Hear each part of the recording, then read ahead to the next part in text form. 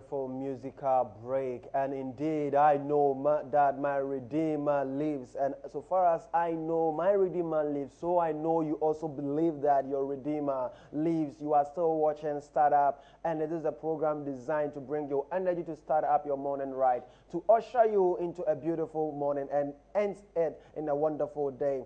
Ugusu share startup jumedia that's so sonko sene ebeya anopa no obehye onwuma so ewo ahoden sonko so naja etumi abafie de nkunimdie ene ayeye aba yefie de na ama erade.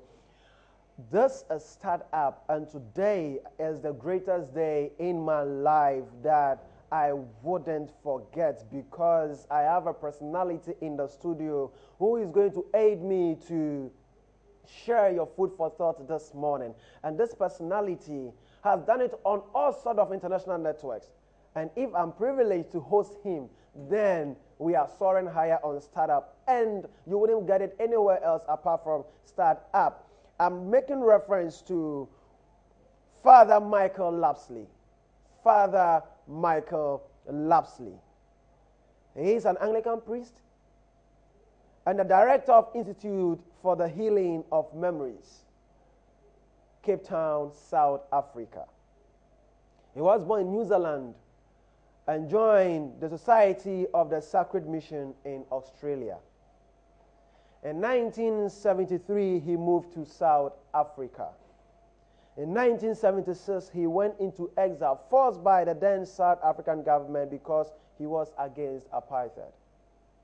He also joined the African National Congress. In April 1990, he received a letter bomb from the South African apartheid government. And that bomb cost him his 2 arms, shattered his eardrums, and impaired one of his eyes. He was then in Zimbabwe. In 1992, he returned to South Africa. Father Lapsley, gracing our studio this morning, gives us the right to discuss something concerning forgiveness. But before I do that, I'll read a short message that I received from Esiedu yesterday in Takwa, just to encourage you that when you send your text messages, it will be read. And the text line is +233 262 1383 83. That is the text line. And Esiedu from Takwa said that how you see yourself is what others too will see you. So we should have confidence in all things we do. That was from Esiedu Takwa. But our quote for this morning, startup quote for this morning is, if you haven't forgiven yourself something, how then can you forgive others? If you haven't forgiven yourself something, how then can you forgive others? And on that premises, on that stand, on that foundation, that I will introduce Father Michael Lapsley into the fray to give us a little about himself, what happened, and his ability to forgive himself and to forgive others. And today, he runs an institution that is in the area of healing, respectful listening, emotional and spiritual healing, social healing, reconciliation learning from the past, forgiveness, peace building, restorative justice. That is what he does in his personal life now. So welcome to Startup, and I'm grateful to have you on my show, Father Michael Lapsley. Welcome. Thank you very much, Scofray. It is a delight to be with you and to be with the viewers today here in Accra. It was in April 1990 that I received a letter bomb, and not surprisingly, that was a turning point in my life. One way I like to describe my life is a journey from becoming a freedom fighter to becoming a healer. When I was bombed back in 1990, I received messages of prayer, love, support from all over the world. So my own story was acknowledged, reverenced, recognized, and given a moral content. People said, what happened to me was wrong. So I received good medical treatment in Zimbabwe, subsequently in Australia, but the prayer, the love, the support enabled me to travel a journey beyond simply being a victim, which I was, beyond being a survivor, which I'd become, to becoming a victor. You know, often when terrible things happen to people, we become prisoners of moments in history. And if you think of life being like a river, the river flows, something terrible happens, and your life becomes like a whirlpool. You continue to live life in terms of that particular reality. Now, what often helps the river to begin to flow again is when your story is acknowledged. Now, I returned to South Africa, and as you mentioned, in 1992. I've been away for 16 years. Wow. What struck me returning to South Africa was that we were a damaged nation. We were damaged in our humanness, damaged by what we had done, by what had been done to us, and by what we failed to do. And all of us with a story to tell. But unlike me, for millions of South Africans, their stories had not been acknowledged and reverenced and recognized. So for many people, all they had was their victimhood.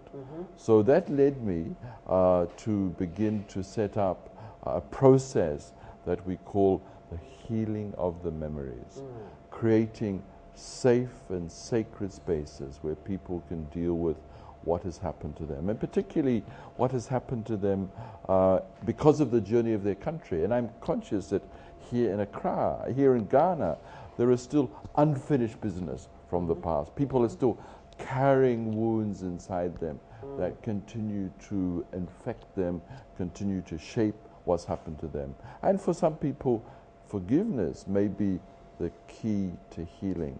But one thing I've learned is that we often speak of forgiveness as something glib and cheap and easy. Most human beings find it costly, painful, and difficult. And sometimes we would prefer to hold on to our bitterness rather than travel the journey towards freedom, which forgiveness brings. But sometimes, you know, in my own case, I don't know who sent me that letter. I don't know who made the bomb. I don't know who gave the orders. So I often say, I'm not full of hatred. I'm not bitter. I don't want revenge. But I haven't yet forgiven because there's no one to forgive. Now maybe, you know, when I get back to South Africa tomorrow, someone will knock on my door and say, I'm the one who sent you the letter bomb. Will you forgive me? Now forgiveness is on the table. I guess I've got a choice.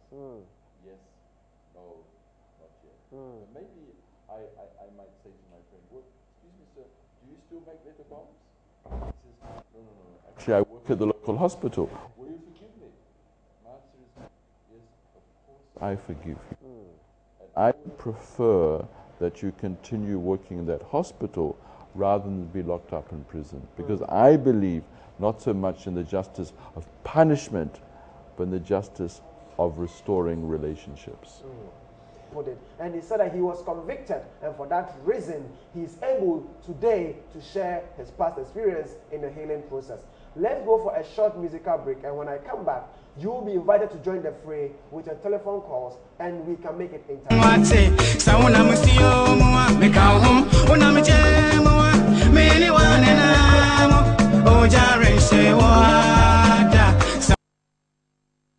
You are still watching Startup. I was really enjoying that musical interlude, and indeed also my guest, Father Lapsley, I saw him throwing his legs, and I knew that he was enjoying our Ghanaian rendition of gospel, and I believe that he will have something more to share about why he was moving his legs. I still have with me Father Lapsley, who has appeared on several platforms, BBC, name it, and today we are privileged to share with him his experiences, to share with him how he was able to use the tool called forgiveness to advance a cause that today the whole of South Africa and other many countries in the world is benefiting and has benefited from his school of memory, a school of healing memories. And we want to go back to him for him to expatiate how he was able to use the tool of forgiveness to expatiate. And at this segment is where you can join the conversation with a telephone call +233 240 3030 30 for us to share with Father Lapsley his experiences and how we can also use the tool of forgiveness to advance our cause and better our lives. The American United States so okuninia ye put na no this BBC so ewo nyem TV nyuma bebre so a ene yen so aye chefa se ene ne bedi sa dwumadi wan ko ba bia se ye Shalom radio yi naja Shalom studio yi naja one ye edi so adwuma eye nkunimdie hye emaye nkunimdie kese o kire se ye de fache bone fache edi dwuma se ne be ya ye be kokan e wo ya de nyina no. Father, welcome back. And what interests me or what intrigues me is your ability to forgive yourself. As the quote, the startup quote for this morning says that if you haven't forgiven yourself something, how can you forgive others? You said that was a turning point. What do you mean by that? Well, I think it's very appropriate that the person who wrote that focuses on forgiving oneself as the key. And I think when we have done terrible things, perhaps the hardest person we find to forgive is ourselves. In the Christian tradition, we use the word grace to describe the power that comes from God. And I think often forgiveness is so big that it needs the power that comes from God. It's always fascinated me. Someone pointed out to me that on the cross, Jesus doesn't forgive anybody. And you think, oh, are you sure? Yes. What happens on the cross? Jesus says, Father, forgive them, for they know not what they do. So even there, Jesus offers a prayer and suggests that we need that power from God to be able to let go. And I think sometimes our honest prayer is, actually, God, I don't want to forgive. Actually, I want to hold on to this bitterness. I'm used to living with it. It gives me a certain negative power. And so we need to say to God, I need to want to forgive so that I may be free. I've met many people who have had terrible things done to them, who have chosen to forgive. And often they've said to me, I needed to forgive for my own sake in order that I may be free. But I'm moving a bit beyond the first point, which is about forgiving oneself. But also, when I've done something terrible, or something terrible is done to me, there are often permanent consequences. Yes. And of course, in the worst case, is when a life has been taken. And sometimes we, I think, wrongly cheapen forgiveness, and we reduce forgiveness to saying sorry. And my example is, if I steal your bicycle, and I come back 6 months later and say, my brother, I'm the one who stole your bicycle. I'm very sorry. Will you forgive me? And you say, yes, of course. And I keep the bike. Is that, would you be happy with that? Or do you want your bicycle back? I would. What exactly? And so, in a way, when we think about forgiveness, we have to think about returning the bike. And that points to ideas and notions of restorative justice. It's not just enough to say sorry. So in my case, I meet the person who has sent me the bomb, and I forgive that person. But I still might say, you know, I've forgiven you, but I still have no hands. I still only have one eye. My eardrums are shattered. I will always need someone for the rest of my life to assist me. Of course, you will help pay for that person. Not as a condition of forgiveness, but as part of reparation and restitution and the ways that are possible. So maybe if I've done something terrible, yes, I may be able to forgive myself, but I still need to attend to the consequences of what I've done. And where possible, repair the damage. Maybe not to that person, maybe in the kind of life that I lead now. You know, there are some people in South Africa, some white people, who have been convicted of saying, we were party to evil, who are now leading lives of reparation, who are now saying, but we for the rest of our lives will help contribute to building a different kind of society, to healing the damage of what has been done. You know, when we think of retribution, we think about punishing that person for what they've done. Restorative justice is, how can the damage that has been done be restored? How can the relationships be restored? And I think that restorative justice is much more at the heart of the gospel. But also, I mean, today is the great holy feast of Eid.